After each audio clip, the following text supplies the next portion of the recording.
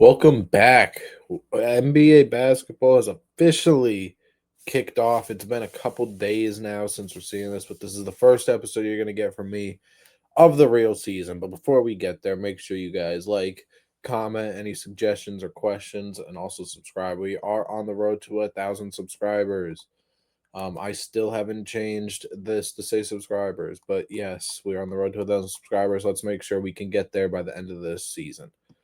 We've got a lot of news since the last time we talked. We're also going to be going through the best performer for each team's first game. Obviously, overreacting a little bit. Not going to be who's going to be the best player. Obviously, um, some teams have played 2 games. Shout out to the Thunder and the Warriors.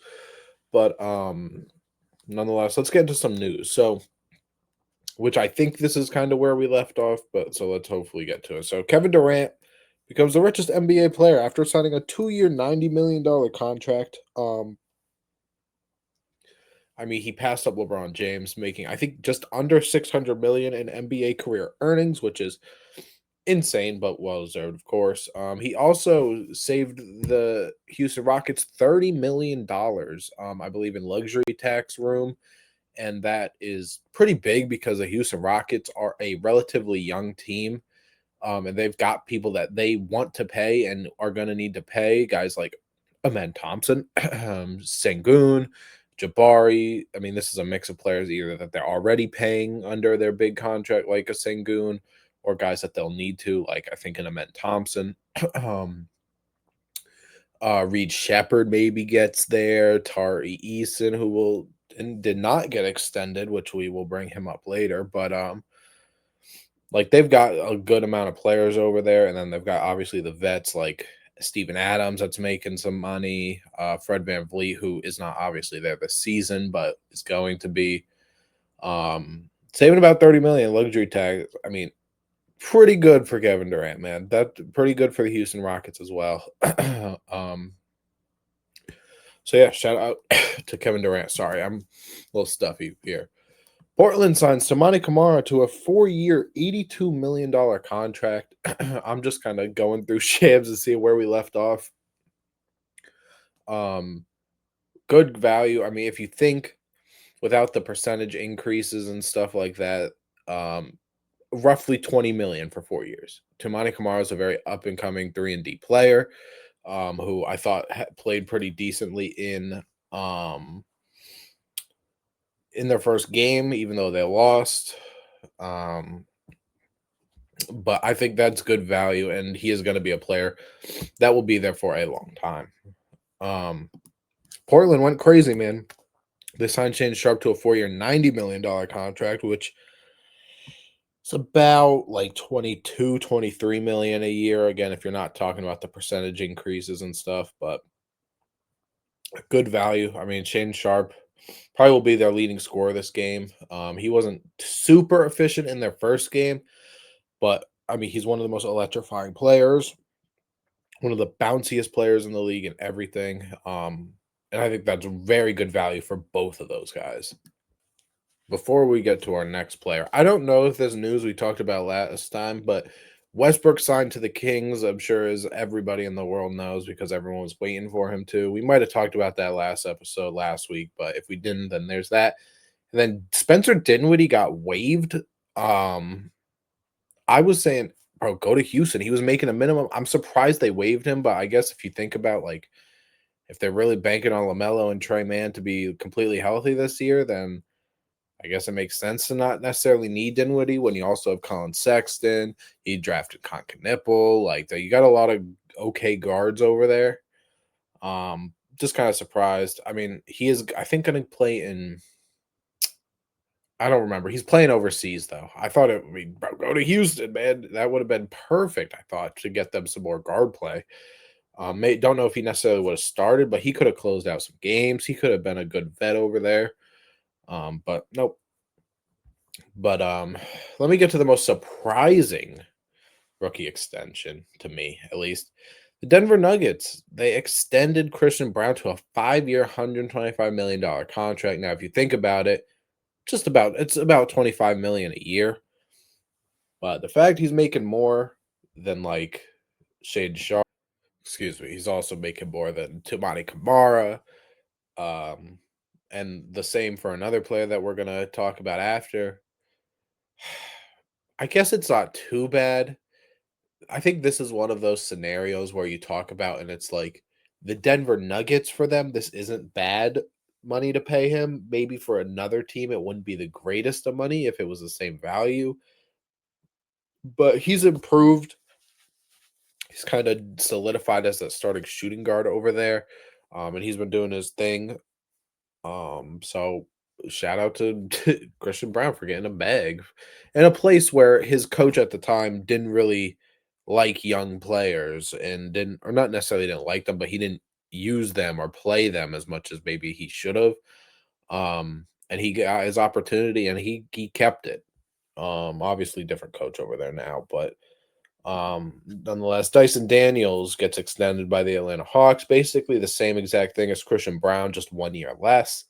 Kind of surprised didn't make a little more, but again, it's only been 1 year, so I don't mind these not overpaying these rookie extension guys because I think there are some people like Keegan Murray, Franz Wagner, who got bags for what they are, especially Franz Wagner. That's like 50 mil, 40 million a year. I think hasn't really done too much. Obviously, he will be an all-star probably this year, but he got that money pretty early on. But I mean, Dyson Daniels is like the perfect guy to put next to a Trey Young. Hopefully, his offensive game continues to flourish, but obviously, defensively, there's no complaints. And then not a rookie extension, of course, but Aaron Neesmith also signs a 2 year, $40.5 million contract. I think that's pretty good value. Again, he's really again found an opportunity where his early years in Boston, there wasn't much of an opportunity for him. He got traded in the Malcolm Brogdon trade, right? I think the Malcolm Brogdon trade, who retired. Shout out to Malcolm Brogdon. That might have been something we talked about last episode too. But and then found his opportunity. He's stuck there, man. He had some big games in the finals of the playoffs last year, and he's just a good another 3 and D player that can kind of do what he needs to do and does whatever the team needs. All right, and now we've got some of the players that kind of missed out on rookie extensions, or at least to my knowledge, did not get extended. Maybe they exercised like the team option, but they did not get the bag that some of these other guys that we just talked about did. Benedict Mathurin, one of the biggest names, I think, who had a pretty good game, and we'll be talking about him later. Um, but I think that depends a lot on this year and how he performs without a Halliburton there. Tari Eason, like we mentioned, which I think was the most surprising for the NBA world. Um, but I guess he's been going back and forth with the Houston about some things. He's had, whatever. Um, Also a Jeremy Sohan, which I don't blame for not extending yet. A Jaden Ivey, I don't blame. Obviously, coming off of an injury, is not going to be ready for the start of the year. But well, I guess we're there at the start there. He wasn't playing in their first game. Still recovering. I think he had some.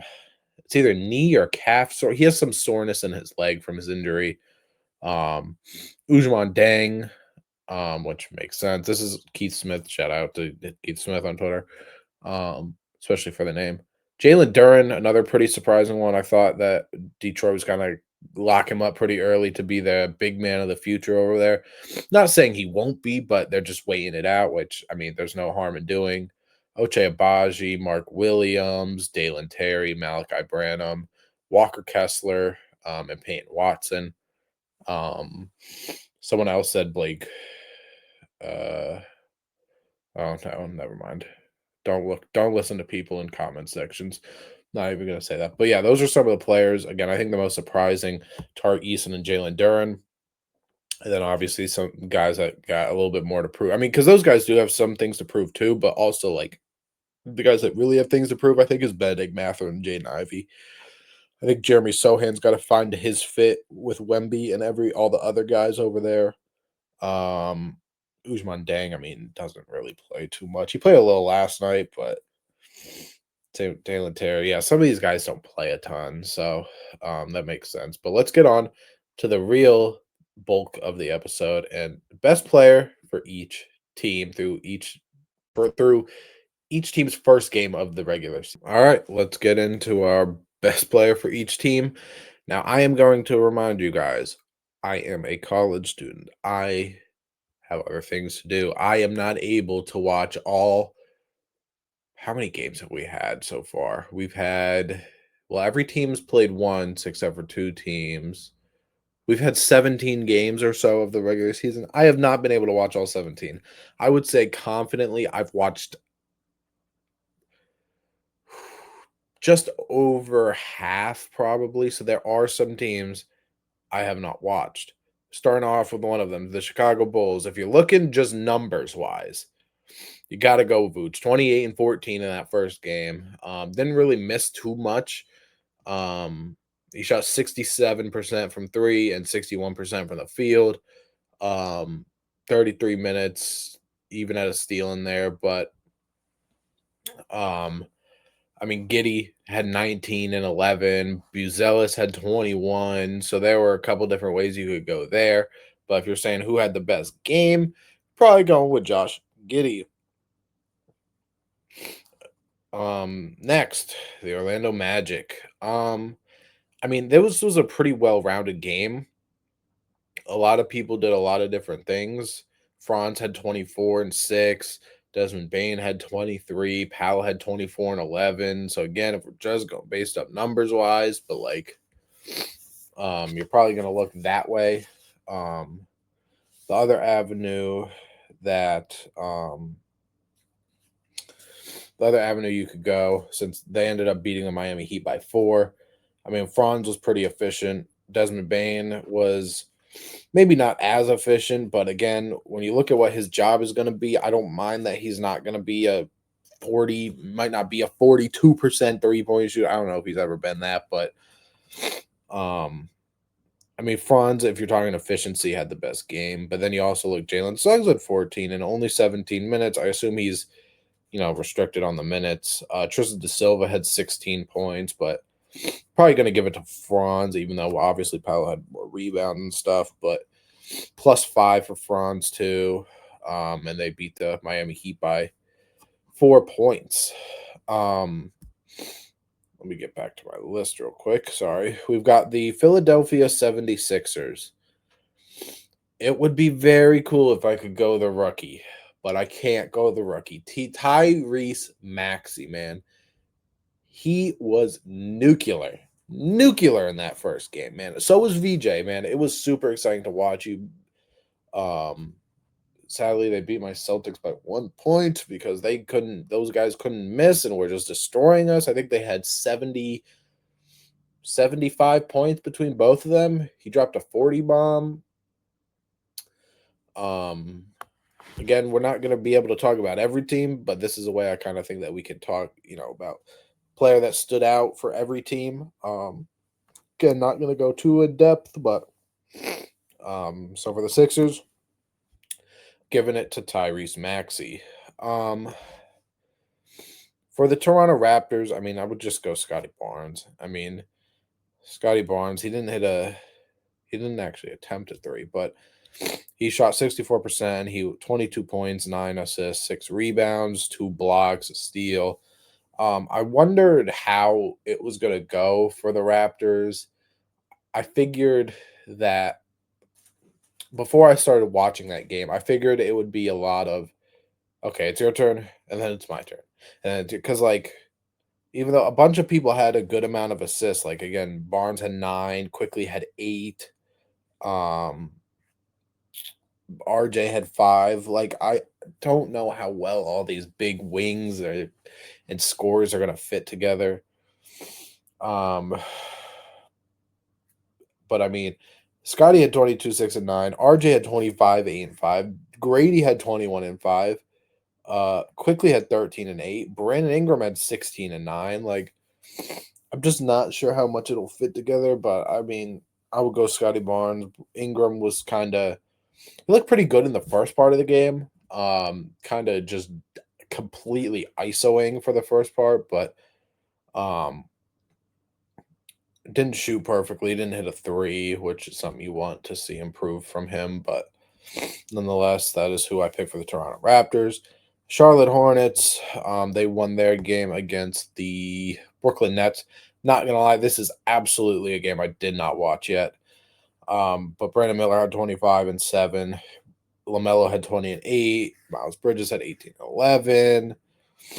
Do you guys really care about who I'm saying is the best? We're kind of just going over some things, talking about how the games went. Um, if you want me to put a name to it, I guess I will say Brandon Miller only shot 22%. He shot a bunch of threes, but I assume LaMelo was more efficient. We'll give it to LaMelo, I guess, even though again Brandon Miller scored more. Um, the Milwaukee Bucks, Giannis, Giannis had 37, 14, and 5. Wasn't even really close. He was kind of having his way for a lot of that time in Washington. I did watch some people's possessions from that. I mean, Giannis was kind of having his way, man. He shot 61%. He even made a three-pointer. Um, and yeah, Giannis, man, dark horse MVP. I'm telling. It's not even dark horse. If that team is good, he's gonna be an MVP, bro. New York Knicks. I mean, OG had 24 and 14. He had some pretty big shots down the stretch of that game, including the dagger. So I'm gonna give it to OG Anunoby, man. Jalen Brunson had 23, Cat 19 and 11, but he's been questionable. He's actually questionable for tonight as they play against my Celtics. But nonetheless, OG had some pretty timely shots, so I'll give it to OG. Next, we've got the Boston Celtics. If I'm being honest, this is good. This might be a rough year for me as a Celtics fan. I mean, I'm just gonna go Jalen Brown. He shot 50% from the field, 50% from the free throw line. He dropped 25, but so did Derek White. But Derek White was not efficient. Our guards could not shoot at all. Actually, no, I'm going Kada. Kada for the Celtics. He dropped 17 and 8. He had like three alley oops in a row, and he did that in 25 minutes. He's going to be a big part to this season if the Celtics want to stay relevant and stay competitive. Um, Pistons, again, a game I did not watch, but Beef Stew dropped 20 and 10. Cade 23, 7 and 10. Sard 11 and 9. Duran only had 15. Ron Holland dropped a smooth 19. So I guess we go Cade, but shout out to Beef Stew for 20 and 10. They are 0 and 1. So are the Celtics. We're getting into our losing teams out east now. Miami Heat, another game, did not watch. Norman Powell had 28 and 9, though, so I'm going to give it to him. I am super intrigued how Khalil Ware is going to be this season. He is my favorite Heat, and I hope he gets I hope he starts to get real dominant in his role, especially if he is going to start with Bam long term. Donovan Mitchell for the Cleveland Cavaliers. He had was it the third quarter? He went crazy. He had like, was it the third or was it the fourth? Let's see. I could probably find it. Um, in one of those games, or not one of those games, they've only played one game. They lost to the Knicks, and he had, 21 in the third quarter, 9 for 14 from the field. I thought it was the third quarter. I just couldn't remember. Kept it close. Evan Mobley was pretty good too. I thought he looked pretty confident, which is again something that you like from a guy that either just had their best season or maybe had the rough season. Like you just obviously want every player to be confident, but it doesn't always happen like that. And Evan Mobley looked pretty confident. Wizards again did not watch really any of your possessions, but Keyshawn George had 21 and 9. I really hope Alex Sarr picks it up, bro. I think Alex Sarr could be an all-star in this league if he gets his offensive game together, bro. I could genuinely see him like if he gets his offensive game going and because he likes to shoot and stuff, he could be like semi close to Jaren, I think, dude. He could really and he's good defensively. Granted, Giannis kind of had his way with him, but nonetheless, I thought he did pretty good. Brooklyn Nets, I mean, Nobody even had 20 for them. Claxton, he had 17 and 4 for them. Like 4 rebounds as a starting center. Don't know how that happened, so maybe he shouldn't get it. But Atlanta Hawks, who had a pretty disappointing first game versus the Raptors. Jalen Johnson, though, I'm giving it to Jalen. Jalen Johnson looked dominant, dude. There is something about Jalen Johnson, especially when he's attacking the bucket, where he just looks so much bigger than everybody else. He looks like a walking mismatch. He looks so much bigger than everyone. I don't know what they have him listed at.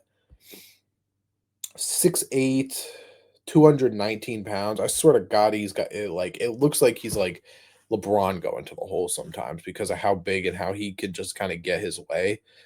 The Atlanta Hawks, I think, are going to be one of the top. How do I say this? Not top shooting free throw teams as in percentage, but as in attempts between Trae Young, Jalen Johnson, and Porzingis. They're going to shoot a lot of free throws. Okongwu had 18 and 6. Trae Young had 22 and 5, but he had a horrible shooting game where you talk about 35%, 14% from three. Porzingis 20 again, like we said. Risa Shea had 16, and he's questionable for tonight, I guess. But nonetheless, in our last Eastern Conference team, take your pick. Do you want Pascal Siakam? I'm giving it to Bennedict Mather, man. Not to take anything away from Siakam because he's got a lot on his plate this year, but especially once Nembhard kind of went out for that game, kind of put a lot of the ball handling in his hands, even though he only had 1 assist, so it's not like he did too much with it. But I mean, he shot 17 free throws, and he shot 88% on those free throws, and he dropped 36 and 11. So he's going to need to play like that if he wants to keep getting some contracts, but Siakam also had 32 and 15, so I'm not mad if you go that way either. Let's go to the West.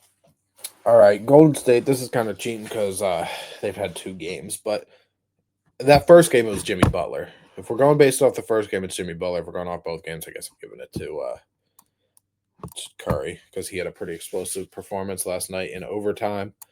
But Jimmy Butler definitely that first game. Curry wasn't really on much that first game.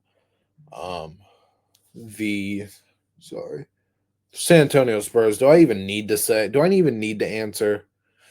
He dropped 40, 15, 3 blocks in only 30 minutes. He shot 71% from the field, 50% from 3.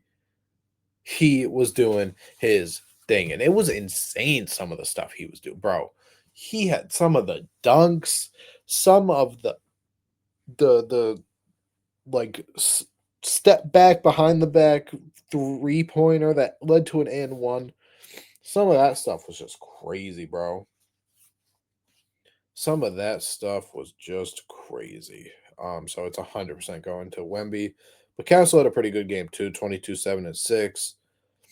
Hope De'Aaron Fox can get back relatively soon. What even is it? It's a hamstring injury.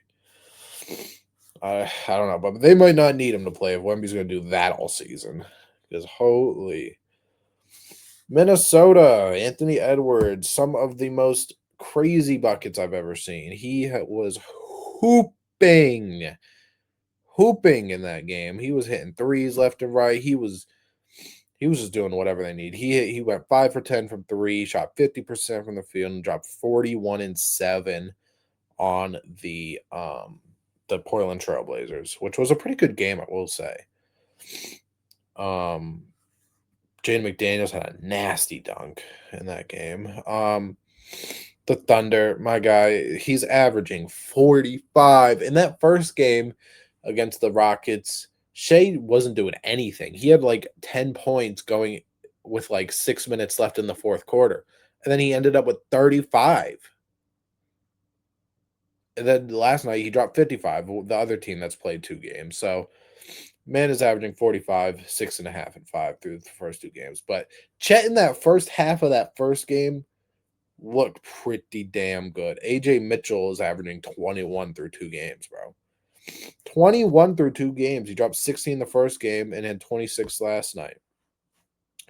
2 double overtime games are your first 2 games, though. OKC, that's rough, bro. They've basically played in a whole extra quarter of basketball. or no, they played a whole extra half of basketball basically because it's 2 5-minute for yeah, crazy. They got to be tired. Hopefully they get a cut like a 3-day break.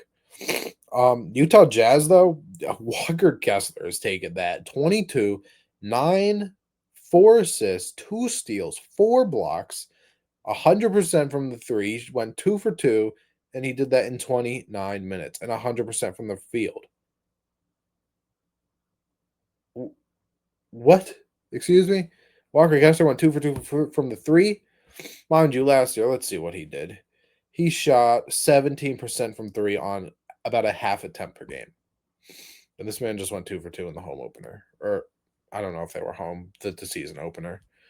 Grizzlies, Ja Morant. It was hilarious seeing him point at Jeremiah Fears. But Ja Morant did his thing. Jaren had 18, 8, and 6 blocks, but he fouled out. He had 5 turnovers. This is another game where a lot of different people did a lot of different things. Cedric Howard had 14 points and shot 100% from the field. Jalen Wells had 14 and shot 50% from three and the field. KCP had 15. Jock Landale had 10. Omax Prosper had 10. Santi Aldama didn't really have a good game, but other than that, a lot of people did a lot of things for the Grizzlies, but got to give it to Ja. Phoenix Suns did not watch your game between you and the Kings. I'm just gonna go with the safe answer of Devin Booker, who had 31 at 5. I do wonder how it looks with all the big men over there between Nick Richards, Mark Williams, Kamon Maluach, and Oso Iguodoro.